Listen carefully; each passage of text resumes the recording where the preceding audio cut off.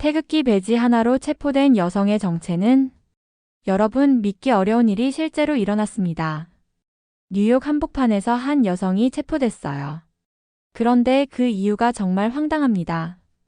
태극기 배지를 옷깃에 달고 있었다는 것이었죠. 하지만 이 여성의 진짜 정체를 알게 되면 모든 사람들이 깜짝 놀랄 겁니다. 과연 그녀는 누구였을까요? 그리고 이 사건이 어떻게 미국 전체를 뒤흔들게 됐을까요? 더욱 놀라운 건 이 모든 일이 단 48시간 만에 벌어졌다는 사실입니다. 지금부터 여러분께 들려드릴 이야기는 정말 놀라운 실화입니다. 본 영상은 스토리를 재구성한 이야기입니다. 여기서 잠깐! 여러분들의 구독과 좋아요는 대한민국의 위대함을 널리 알리는 큰 힘이 됩니다. 저는 한아린입니다.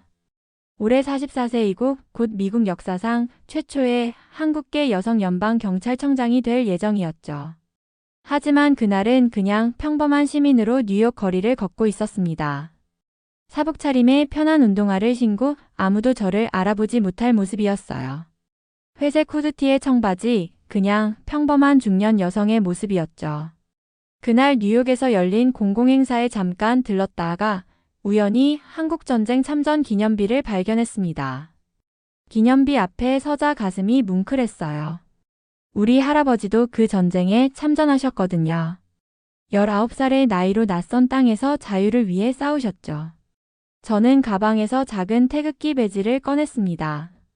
엄마가 물려주신 것으로 할아버지의 유품이었어요. 그 배지를 옷깃에 조용히 달고 두 손을 모았습니다. 눈을 감고 잠시 묵념을 올렸죠.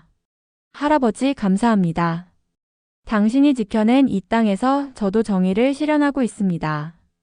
마음속으로 인사를 드리고 있는데 갑자기 뒤에서 거친 목소리가 들렸어요.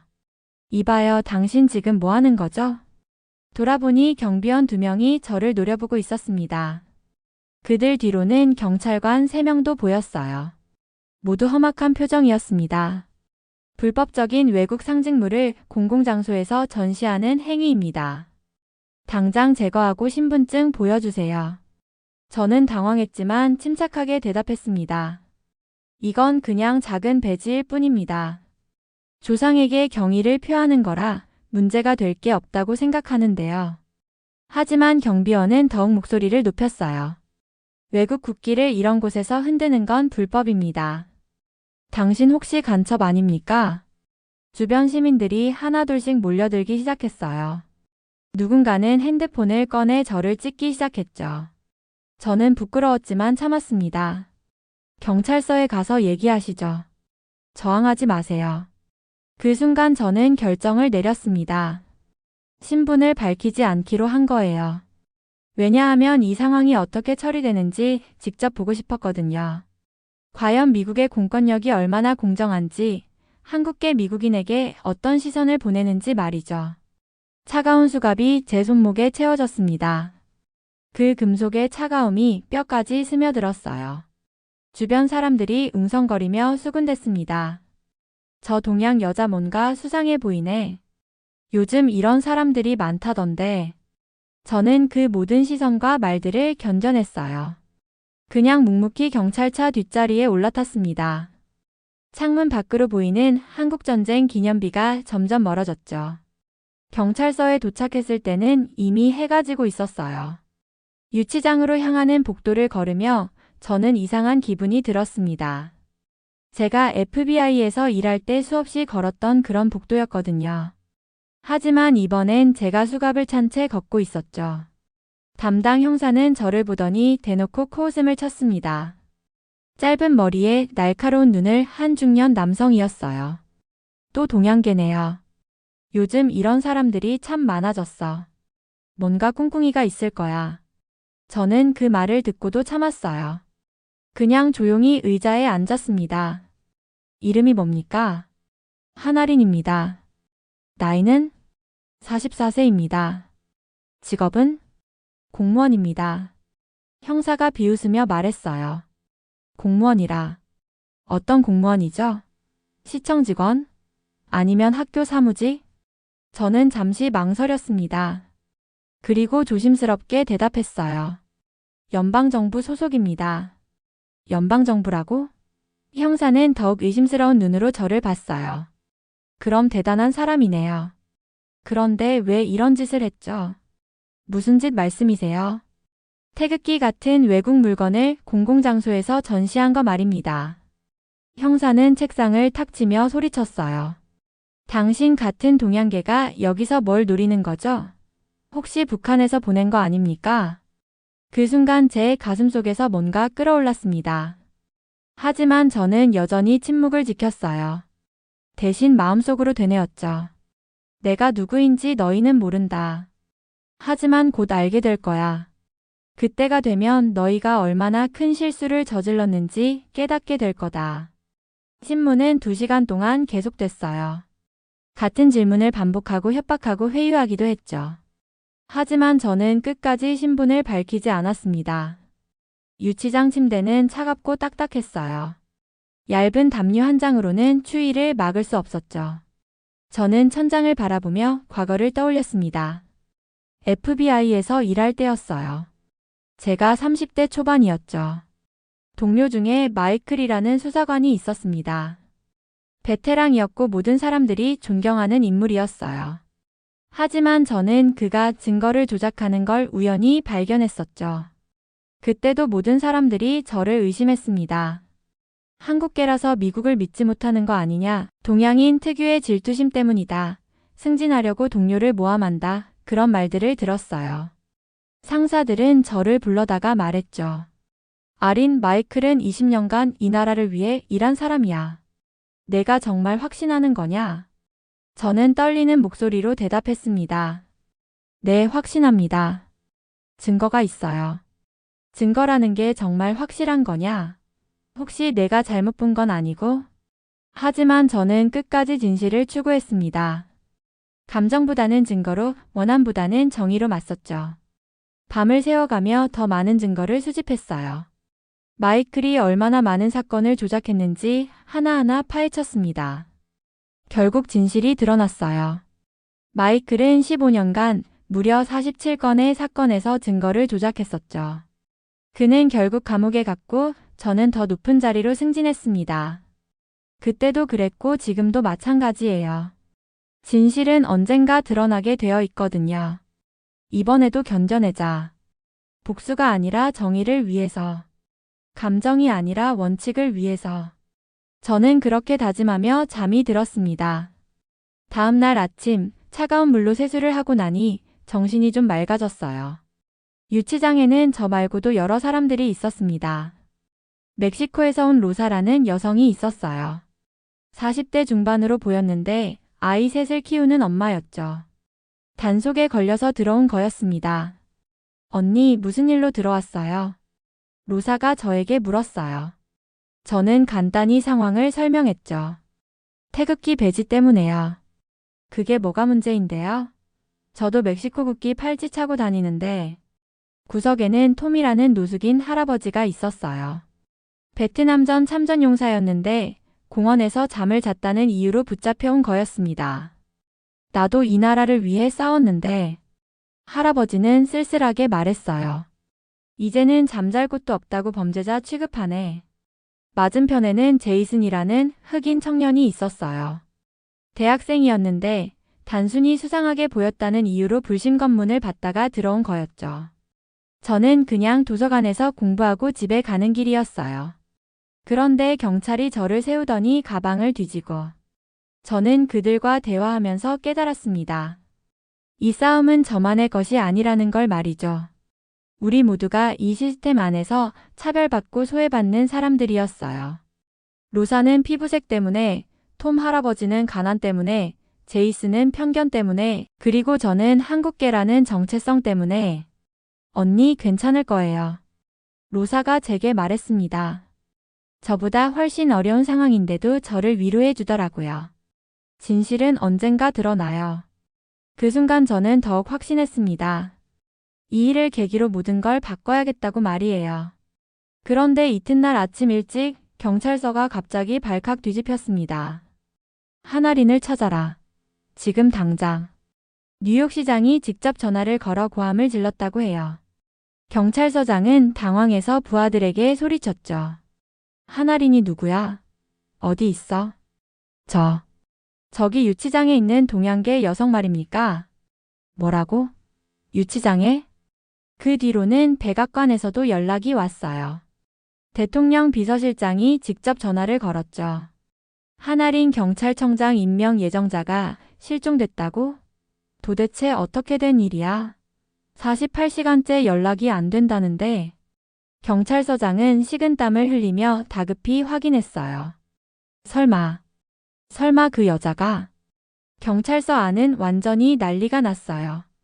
고위 관계자들이 하나둘씩 몰려들기 시작했거든요. FBI 국장, 국토안보부 차관, 법무부 고위직, 심지어 대통령 참모진까지. 담당 형사는 얼굴이 새파래졌어요. 손이 부들부들 떨렸죠. 자신이 신문했던 그 동양계 여성이 곧 자신의 최고 상관이 될 사람이라는 걸 알게 된 거니까요. 이런. 대체 어떻게 된 거야? 형사는 머리를 감쌌어요. 나는 이제 끝났어. 경찰서장이 다급히 물었습니다. 그 여자가 정말 하나린 맞나? 신분증 확인은 안 했지만 이름이 하나린이라고 했어요. 왜 신분증 확인을 안 했어, 이 바보야? 제가 너무 성급했습니다. 그 순간 경찰서 밖에서 사이렌 소리가 들렸어요. FBI 차량들이 줄지어 도착하고 있었습니다. 유치장 앞에는 이제까지 본 적 없는 광경이 펼쳐졌어요. FBI 국장, 경찰청 고위직들, 뉴욕시 간부들이 모두 모여 있었습니다. 양복을 차려입은 사람들이 20명도 넘었죠. 저는 천천히 일어나 그들을 바라봤습니다. 제 옆에 있던 로사와 톰 할아버지, 제이슨도 모두 놀란 표정이었어요. 하나린 청장님, 정말 죄송합니다. 이런 일이 일어날 줄은. FBI 국장이 황급히 사과했지만 저는 손을 들어 말을 멈췄어요. 저는 철창 안에서 담당 형사를 똑바로 쳐다봤습니다. 그는 땀을 뻘뻘 흘리며 고개를 못들고 있었어요. 나는 너희들의 최고 상관이 될 사람이다. 제 목소리는 조용했지만 단호했어요. 유치장 안이 조용해졌습니다. 48시간 동안 나는 여기서 무엇을 봤다고 생각하느냐? 아무도 대답하지 못했어요. 수갑이 풀리자 저는 주머니에서 태극기 배지를 꺼냈습니다. 어제 경찰이 압수했던 것을 돌려받은 거죠. 저는 그 배지를 다시 정중하게 옷깃에 달았습니다. 이 배지가 너희에게 위협이었나? 저는 형사를 보며 말했어요. 나에겐 정체성이었다. 조상에 대한 존경이었고 이 나라에 대한 사랑이었다. 형사는 입술이 파들파들 떨리고 있었어요. 죄송합니다, 청장님. 제가 너무 미안하다고 끝나는 일이 아니다. 저는 차갑게 말했어요. 너는 지금까지 얼마나 많은 사람들을 편견으로 대했느냐? 저는 유치장을 나오며 다른 수감자들을 돌아봤어요. 루사는 눈물을 글썽이며 저를 응원하는 눈빛으로 바라보고 있었습니다. 톰 할아버지는 군인 경례를 보내주었고 제이슨은 주먹을 불끈 쥐며 고개를 끄덕였죠. 저는 그들에게 말했습니다. 여러분의 이야기도 들었습니다. 이제 바뀔 겁니다. 일주일 후 전국 생중계 기자회견이 열렸습니다. 워싱턴 D.C.의 연방 건물 대회의실에 수백 명의 기자들이 몰려들었어요. 카메라들이 저를 향해 있었고 전국의 시청자들이 지켜보고 있었죠. 저는 단상에 서서 깊게 숨을 들이쉬었습니다. 그리고 당당하게 말했어요. 나는 한국계 미국인입니다. 기자들이 웅성거렸어요. 하지만 저는 목소리를 높여 계속했죠. 국적은 미국이지만 뿌리는 한국에 있습니다. 이것은 부끄러운 일이 아닙니다. 자랑스러운 일입니다. 첫 번째 기자가 손을 들었습니다. 청장님, 그날 상황에 대해 자세히 말씀해 주시겠습니까? 그날 저는 한국전쟁 참전 기념비 앞에서 묵념을 올렸습니다. 저는 또렷하게 말했어요. 이 땅의 자유를 지킨 조상들과 그 이름 없는 영웅들에게 경의를 표한 것뿐이었어요. 우리 할아버지도 그 전쟁에 참전하셨거든요. 다른 기자가 질문했습니다. 그럼 억울하지 않으셨나요? 화나지 않으셨습니까? 저는 잠시 생각하고 대답했어요. 억울하기보다는 안타까웠습니다. 우리 사회가 아직도 편견에 사로잡혀 있다는 걸 확인했거든요. 하지만 동시에 희망도 봤습니다. 어떤 희망을 보셨나요? 유치장에서 만난 사람들입니다. 저는 목소리에 감정을 담아 말했어요. 로사라는 멕시코 여성, 베트남전 참전용사 톰 할아버지, 대학생 제이슨. 그들 모두 억울하게 갇혀 있었지만 서로를 위로하고 격려했어요. 그게 진짜 미국의 모습입니다. 기자들이 더욱 집중했어요. 이제 그걸 바꿀 때가 왔습니다. 저는 힘주어 말했죠. 편견이 아니라 사실로, 의심이 아니라 신뢰로, 차별이 아니라 포용으로 말입니다. SNS에는 응원 메시지가 쏟아졌어요. 해시태그 하나린이 전국 트렌드 1위에 올랐죠. 많은 시민들이 감동했다고 댓글을 달았습니다. 한 달 후 저는 정식으로 연방경찰청장에 임명됐습니다. 취임식 날 저는 다시 한번 할아버지의 태극기 배지를 옷깃에 달았어요. 이번에는 전국이 지켜보는 가운데서 말이죠. 첫 번째 정책은 인권교육 전면 개편이었습니다. 모든 경찰관들이 다양성과 포용성에 대해 의무적으로 교육받도록 했죠. 두 번째는 공권력 남용 방지 시스템 구축이었어요. 시민신고센터를 만들고 독립적인 감시기구도 설치했습니다. 저를 체포했던 형사는 3개월 정직 처분을 받았어요. 하지만 저는 그를 완전히 배제하지 않았습니다. 대신 다양성 교육 프로그램에 강사로 활동하게 했죠. 자신의 실수를 솔직하게 고백하고 다른 경찰관들이 같은 실수를 하지 않도록 교육하는 역할을 맡겼어요. 로사는 시민권을 얻었습니다. 제가 직접 추천서를 써줬어요. 톰 할아버지에게는 참전용사 쉼터를 소개해드렸고 제이슨은 경찰청 인턴십 프로그램에 참여하게 됐습니다. 취임 첫날 밤 저는 사무실 창밖을 바라봤어요. 워싱턴의 야경이 아름답게 펼쳐져 있었습니다. 저는 혼잣말했어요. 태극기를 흔든 손이 수갑을 찼다. 그러나 그 손이 다시 공권력을 바로 세울 것이다. 창문에 비친 제 모습을 보며 다짐했습니다. 더는 그 누구도 정체성 때문에 체포되지 않도록 만들 것이다. 그것이 진정한 정의다. 6개월이 지난 지금 경찰의 인권침해 신고는 70% 줄었어요. 다양성 교육을 받은 경찰관들의 만족도도 크게 올랐죠. 무엇보다 시민들이 경찰을 보는 시선이 달라졌습니다. 지금도 제 옷깃에는 작은 태극기 배지가 달려 있습니다. 이제는 아무도 그것을 문제 삼지 않아요. 오히려 많은 사람들이 저를 보며 용기를 얻는다고 합니다. 한국계뿐만 아니라 모든 이민자들, 소수자들이 말이죠. 얼마 전에는 한 어린 소녀가 편지를 보내왔어요. 한국계 초등학생이었는데 청장님 덕분에 한국 음식을 가져가도 놀림받지 않아요 라고 썼더라고요. 여러분, 정의는 침묵하지 않습니다. 때로는 수갑을 차고 유치장에 갇힐 수도 있어요. 편견과 차별 앞에서 무너질 것 같은 순간도 있죠. 하지만 진실은 언젠가 반드시 승리합니다. 그리고 그 승리는 우리 모두의 것이 되죠. 저는 오늘도 이 작은 태극기 배지를 달고 일합니다. 이것이 제 정체성이고 제 자부심이며 제가 지켜야 할 가치이기 때문입니다. 그리고 이것이 진정한 미국의 모습이라고 믿기 때문입니다. 오늘의 사연은 여기까지입니다. 지금까지 미라클 대한민국, 저는 윤서였습니다. 여러분의 생각을 댓글에 작성해 주세요. 또한 대한민국의 위대함을 널리 알리기 위해 구독, 좋아요로 함께 해주세요. 오늘도 좋은 하루 되세요. 감사합니다.